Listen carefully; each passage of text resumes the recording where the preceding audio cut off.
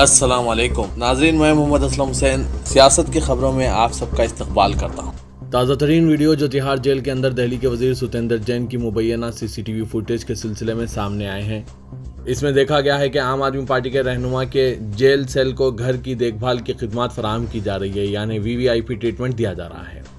ज़राए के मुताबिक आज यानी इतवार की सुबह सामने आए मुबैना फुटेज जो 13 और 15 सितंबर और 1 अक्टूबर की थी, जिसमें मर्दों को जेल सेल के फर्श पर झाड़ू देते हुए और वजीर के बिस्तर का इंतजाम करते हुए देखा गया है।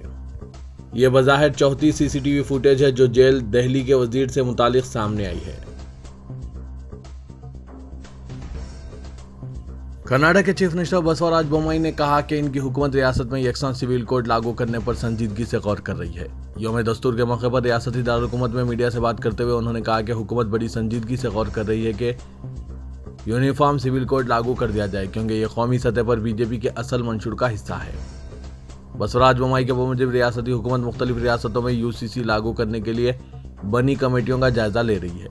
गुज़िश्ता रोज शिवमोगा में BJP वर्कर से खिताब में चीफ मिनिस्टर ने कहा था कि दस्तूर की तमहीद में मसावत और भाईचारे की बात कही गई है। यूनिफॉर्म सिविल कोड लागू करने का अहद दोहराते हुए उन्होंने कहा कि हम दीनदयाल उपाध्याय के दौर से UCC लागू करने की बातें करते आए हैं। मुल्क में और रियासती सतह पर संजीदगी से गौर हो रहा है।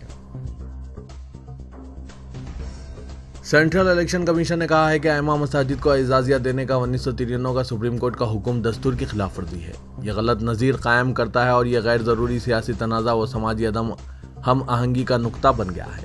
इंफॉर्मेशन कमिश्नर उदय मेहरकर ने एक RTI दरख्वास्त की समाअत करते हुए कहा कि दस्तूर की रूह से टैक्स दहिंदों का पैसा किसी मखसूस मजहब के लिए इस्तेमाल नहीं किया जा सकता। RTI कारकुन ने हुकूमत दिल्ली और दिल्ली वक्फ बोर्ड की तरफ से अइम्मा को दी जा रही तनख्वाहों की तफसीलात मांगी थी। सुप्रीम कोर्ट ने 1993 में ऑल इंडिया इमाम ऑर्गेनाइजेशन की दरख्वास्त पर वक्फ बोर्ड को हिदायत दी थी कि वो इसकी ज़ेर इंतज़ाम मसाजिद के अइम्मा को इजाज़त दिया जाए। इंफॉर्मेशन कमिश्नर ने हिदायत दी कि इनके ऑर्डर की कॉपी मुनासिब कार्रवाई के लिए मरकजी वजीर कानून को भेजी जाएगी, ताकि दस्तूर के आर्टिकल 25 ta 28 पर मन व अन अमल हो। उदय मेहरकर ने दिल्ली वक्फ बोर्ड को भी हिदायत दी कि वो RTI कारकुन सुभाष अग्रवाल को 25,000 रुपये मुआवजा अदा करे, क्योंकि इसे अपनी दरख्वास्त का जवाब हासिल करने वक्त और वसाइल ज़ाया करना पड़ा। चीफ मिनिस्टर उत्तर प्रदेश योगी आदित्यनाथ ने सोमनाथ और अमरेली में भारतीय जनता पार्टी के लिए इंतखाबी मुहिम चलाते हुए सोमनाथ मंदिर की तामीर की मुखालिफत करते हुए मुसलमानों की खुशनुदी हासिल करने पर कांग्रेस की मुखालिफत की और आम आदमी पार्टी के सरबराह चीफ मिनिस्टर दिल्ली अरविंद केजरीवाल को दहशतगर्दी का हकीकी हमदर्द करार दिया। तीनों अवामी खिताबात में इनका मरकजी ख्याल कौमी सलामती और अयोध्या में राम मंदिर से वाबस्ता फ़ख्र पर मुहित रहा, जो इनके मुताबिक वज़ीर आज़म नरेंद्र मोदी ने बहाल किया है। उन्होंने अवाम से अपील की कि वो कांग्रेस और आम आदमी पार्टी को वोट ना दें और उत्तर प्रदेश में अपनी तर्ज हुक्मरानी की खुदसताई की और कहा कि पेशावर बुलवाई गुंडे और मुजरिमीन जो कांग्रेस और इनकी हलीफ पार्टियों की सरपरस्ती में फले फूले थे उत्तर प्रदेश में ढा दिए गए हैं और रियासत को फसादात से पाक कर दिया गया है। योगी आदित्यनाथ ने राम मंदिर के तई जज्बात को उभारते हुए कहा कि सोमनाथ मंदिर पर आशीर्वाद हासिल करते हुए 1990 में अयोध्या की सिमत यात्रा शुरू की गई थी।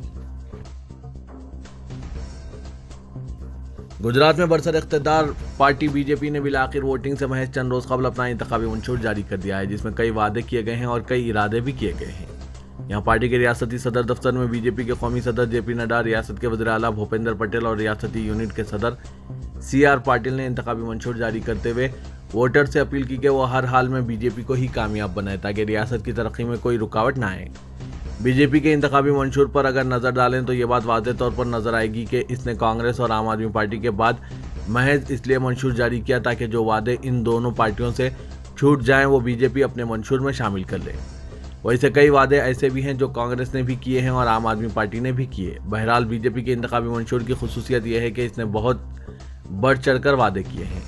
इनमें सबसे बड़ा और अहम वादा यह है कि अगर BJP की हुकूमत कायम होती है तो पार्टी की जानिब से रियासत के किसी एक शहर को मुंतखब किया जाएगा और वहां 2033 का ओलंपिक मुनक्किद करवाने की तैयारी अभी से शुरू कर दी जाएगी। BJP के वादों में बड़ा वादा रियासत में फैली हुई बेरोजगारी के ताल्लुक से है। इसने हुकूमत बनने पर 20 लाख सरकारी मुलाजमतें देने का वादा किया है। साथ ही नौजवानों को दहशतगर्दी से दूर रखने और गुजरात में जो स्लीपर सेल मौजूद है इन्हें खत्म करने के लिए खुसूसी सेल बनाने का वादा भी इस मंशूर में किया गया है। बीजेपी के ज़ेर-ए-क़यादत मरकजी हुकूमत वोटर शिनाख्ती कार्ड घोटाले में मुलविस है। मरकजी हुकूमत की तरफ से चलाई जा रही एक कमेटी के बैंक अकाउंट से यह रकम कई लोगों को मुंतकिल की गई है। हैरत अंगेज बात यह है कि यह रकम घोटाले के क्लेदी मुलजिम रवि कुमार के चलम इंस्टीट्यूट से मुंतकिल की गई है। ये वो सबूत है जो इस घोटाले में मरकजी हुकूमत के बराह रास्त मुलविस होने को साबित करता है। ये इल्जामात कर्नाटक कांग्रेस रियासती यूनिट के इंचार्ज रणदीप सिंह सरजेवाला ने लगाए हैं। उन्होंने कहा कि मरकजी हुकूमत की तरफ से चलाए जा रहे कंपनी के अकाउंट से बड़ी रकम मुंतकिल की गई है। उन्होंने कहा कि यह वाज़ेह है कि मरकजी हुकूमत के अलावा वज़ीर आला बसवराज बोम्मई की सरबराही वाली रियासती हुकूमत भी वोटर ID घोटाले में मुलविस है। सरजेवाला ने कहा कि यह सिर्फ डेटा चोरी का ही मामला नहीं है, बल्कि इस घोटाले में रकूम की गैरकानूनी मुंतकली भी की गई है। लिहाजा इस मामले की जांच कर्नाटक हाईकोर्ट के चीफ जस्टिस की निगरानी में की जानी चाहिए। सदर कुल हिंद मजलिस इत्तेहादुल मुस्लिमीन व रुकन पार्लियामेंट हैदराबाद असदुद्दीन ओवैसी ने मरकजी वज़ीर दाखिला अमित शाह को इनके 2002 के फसादियों को सबक सिखाने से मुतालिक रिमार्क के लिए शदीद तनकीद का निशाना बनाया। गुजरात के कसीर मुस्लिम आबादी वाले इलाके जोहापुरा में एक इंतखाबी जलसे से खिताब करते हुए असदुद्दीन ओवैसी ने कहा कि अमित शाह 2002 में जो सबक आपने सिखाया कि बिल्किस बानो की इस्मतरेज़ी करने वालों को आज़ाद कर दिया जाएगा, यह सबक सिखाया कि बिल्किस बानो की 3 साल की बेटी का कत्ल करने वालों को छोड़ दिया जाएगा, ये भी सबक सिखाया कि एहसान जाफरी का कत्ल किया जा सकता है। सदर मजलिस ने अमित शाह से यह भी पूछा कि 2020 के दिल्ली के फसादियों को आपने क्या सबक सिखाया। गुजरात के वैजलपुरा असेंबली हल्के से मजलिस की उम्मीदवार जैनब शेख की इंतखाबी मुहिम में उन्होंने हल्के के अवाम से पार्टी के उम्मीदवार को वोट देने की अपील की जो अवाम की खिदमत करेंगी। असदुद्दीन ओवैसी ने कहा कि अगर आप कांग्रेस या आम आदमी पार्टी को वोट देंगे तो आपका वोट ज़ाया हो जाएगा। मजलिस ने गुजरात असेंबली इंतखाबात में 14 उम्मीदवारों को नामजद किया है। गुजरात असेंबली इलेक्शन 2 मराहिल में 9 दिसंबर और 5 दिसंबर को होंगे। पहले मरहले में 89 हलकों के लिए पोलिंग होगी, जबकि दूसरे मरहले में 93 सीटों के लिए वोट डाले जाएंगे। 8 दिसंबर को नताइज का ऐलान किया जाएगा। कर्नाटक में एक ग्रुप ने हिंदू लड़की के साथ सफर करने वाले एक मुसलमान नौजवान को तशद्दुद का निशाना बनाया है। हिंदुस्तान टाइम्स के मुताबिक पुलिस ने बताया कि यह वाक़या रियासत कर्नाटक के शहर मंगलुरु में जुमेरात की शाम पेश आया। पुलिस के मुताबिक जोड़ा केरला से आने वाली बस में सफर कर रहा था जब 3 से 4 नामालूम अफराद ने बस को रोका और मुसलमान लड़के को बाहर निकालकर इन पर तशद्दुद किया। बताया जा रहा है कि बस रोकने और मारने वाले लोग सख्तगिर शिद्दत पसंद तंजीम बजरंग दल से ताल्लुक़ रखते हैं। 20 साल के मुसलमान नौजवान सैयद उमर कर्नाटक के शहर करकला में वाक़ टेक्नोलॉजी इंस्टीट्यूट में तालीम हासिल कर रहे हैं, जबकि खातून की ताहाल शिनाख्त नहीं हो सकी। मिस्र के सदर अब्दुल फताह अल सीसी इम्कान है कि आइंदा साल हिंदुस्तान की यौम जमहूरिया तकारीब के मेहमान खुसूसी होंगे। मालूम हुआ कि वज़ीर ख़ारजा एस जयशंकर ने गुज़श्ता माह काहिरा के सरकारी दौरे के दौरान अब्दुल्ला अल फताह अल सीसी को रस्मी दावत दी है। ये पहला मौका है जब मिस्र के सदर यौम जमहूरिया तकरीब में मेहमान खुसूसी होंगे। हिंदुस्तान ने कोविड-19 वबा की वजह से साल 2021 और साल 2022 में यौम जमहूरिया तकारीब के लिए मेहमान खुसूसी की हैसियत से किसी अहम बैरूनी शख्सियत को मद्दू नहीं किया था।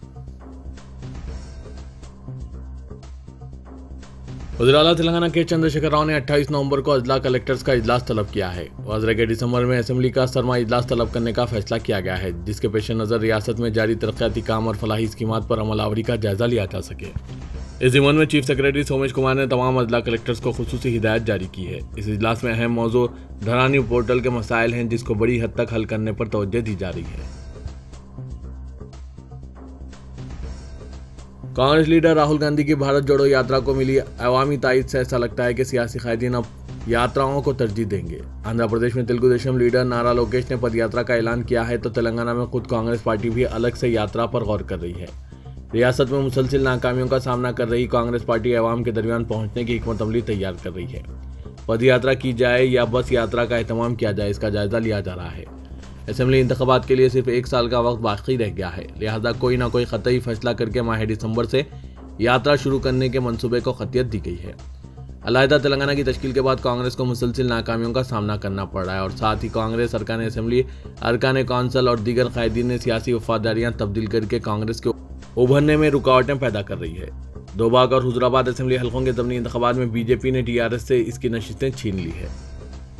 कांग्रेस की नशिस्त मंगूर के ज़मीनी इंतखाब में दूसरे मुकाम पर रहते हुए बीजेपी ने खुद को रियासत में टीआरएस के मुतबादिल होने का अवाम में पैगाम पहुंचाने में कामयाबी हासिल की है।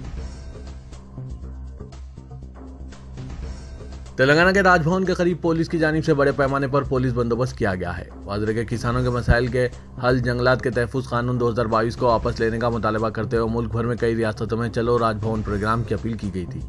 इसी के पेश नज़र तेलंगाना में मुत्तहिदा किसान मोर्चा कबायलियों के हुकूक के तहफुज के लिए सरगर्म कमेटियों ने आज चलो राजभवन एहतजाजी प्रोग्राम की अपील की थी, जिसके पेश नज़र चौकस पुलिस राजभवन के करीब देखी गई। खैरताबाद चौराहे से राजभवन के रास्ते में रुकावटें खड़ी करके बैरिकेड्स लगा दिए गए थे। एहतजाजियों को राजभवन पहुंचने से रोकने ये इक़दाम किए गए थे। हैदराबाद के पुराने शहर में यूरोपियन तर्ज पर तामीर किया गया सरदार महल एक तारीखी इमारत है। हुकूमत ने इस खूबसूरत व आलीशान इमारत की अज़मत रफ्ता बहाल करने के लिए 30 करोड़ रुपए मंजूर किए हैं। पुराने शहर बिलखुसूस 400 साल तारीखी चार मीनार के करीब कई एक तारीखी इमारतें मौजूद हैं। इनमें एक सरदार महल भी है जो साल 1900 में तामीर किया गया है। कुछ अरसा कबल रियासती वजीर बल्दी नजवरस KT रामाराव ने इस तारीखी इमारत का मुआयना किया था और सयाहों की सहूलत के लिए सरदार महल को 5 स्टार में तब्दील करने का ऐलान किया था, लेकिन इस पर कोई अमलावरी नहीं हुई। हुकूमत की अदम तवज्जो के बाद यह इमारत मखदूश और खस्ता हालत का शिकार हो गई।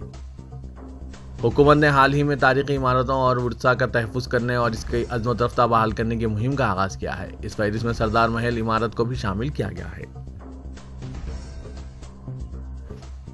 बल्दी कॉरपोरेटर्स की जानिब से इनके वार्ड्स में नाक़िस सफाई की शिकायत के पेश नज़र GHMC से ओहदेदारों की टीम तश्कील दी गई जो सफाई के कामों की निगरानी करेगी और इनको मौसर बनाएगी। कई कॉरपोरेटर्स ने नाक़िस सफाई की शिकायत की थी। इन शिकायत को देखते हुए GHMC chief medical officer, 3 joint कमिश्नरान, 1 सुपरिटेंडेंट इंजीनियर और 1 एग्जीक्यूटिव इंजीनियर पर मुश्तमिल एक टीम तश्कील दी गई है। एक सीनियर ओहदेदार ने बताया कि ये टीम सुबह में अचानक मुआयना करेगी और जहां ज़रूरी हुआ इक़दामात कर रही है। GHMC कमिश्नर ने टीम से कहा है कि वो हफ्ते में 3 दिन मुख्तलिफ मुकामात का दौरा करें और रिपोर्ट पेश करें। पुराने शहर के कई कॉरपोरेटर्स तो अपने हल्के में मौजूद ही नहीं है। वो अपनी पार्टी के दूसरी रियासतों के इंतखाबात में मुहिम चलाने के लिए गए हुए हैं। इन हल्कों में तो कोई पुरसाने हाल ही नहीं है। अब बल्दिया इन हल्कों में क्या करेगी जिन हल्कों में कॉरपोरेटर्स ही नहीं है। Director general police Mahendra Reddy ने कहा कि अमन व ज़ब्त की बरकरारी, जराइम की रोकथाम और ट्रैफिक मसाइल पर काबू पाने में पुलिस ट्रांसपोर्ट सिस्टम का क्लेदी रोल है। आज DGP ऑफिस में तेलंगाना महकमा पुलिस की तमाम किस्म की गाड़ियों के मौसर इंतजाम के लिए खुसूसी तौर पर तैयार करदा TS वाहन वेब ऐप का इफ्तिताह अमल में आया। हैदराबाद में वाक़ पुलिस ट्रांसपोर्ट शोबा इस ऐप के जरिए रियासत के तमाम पुलिस स्टेशनों की गाड़ियों को इंतजामात और इसकी सूरत हाल पर खुसूसी नज़र रख सकेगा। Additional DCP Sanjay Kumar Jain, transport शोबे के SP राजेश कुमार और दूसरे इस मौके पर मौजूद थे। DGP महेंद्र रेड्डी ने बताया कि तश्कील तेलंगाना के बाद चीफ मिनिस्टर चंद्रशेखर राव ने महकमा पुलिस में नई गाड़ियों की खरीदी के लिए 350 करोड़ रुपए जारी करते हुए पहली फाइल पर दस्तखत की थी। इन फंड्स के जरिए हैदराबाद कमिश्नरेट के पुलिस ओहदेदारों और पेट्रो कार के लिए नई गाड़ियां हासिल की गई है। बाद 12,000 गाड़ियों की खरीदी की मंजूरी हासिल हुई है। इसरो के PSLV-C 54 मिशन के जरिए श्रीहरिकोटे से हैदराबाद की spaces take खानगी firm Dhruva spaces की जानिब से इसके 2 NATO सैटेलाइट्स थाई बोल्ट 1 और थाई बोल्ट 2 को कामयाबी के साथ मदार में पहुंचने पर चीफ मिनिस्टर के चंद्रशेखर राव ने मसरत जाहिर की है। चीफ मिनिस्टर ने हैदराबाद की 2 कंपनियों ध्रुवा स्पेसेस और स्पेसेस टेक प्राइवेट लिमिटेड को मुबारकबाद पेश की और कहा कि हैदराबाद की एक और खानगी aerospaces company Skyroot aerospaces ने भी गुज़िश्ता हफ्ते ही अपना रॉकेट दागा था। चीफ मिनिस्टर KCR ने इन कंपनियों को इनकी कामयाबियों पर मुबारकबाद देते हुए तेलंगाना के नौजवानों पर जोर दिया कि वो स्टार्टअप्स के लिए रियासती हुकूमत की जानिब से फराहम किए जाने वाले मौक़ों से इस्तेफ़ादा करें और अपनी दानिशवराना सलाहियतों का इस्तेमाल मुल्क की तरक्की के लिए करें।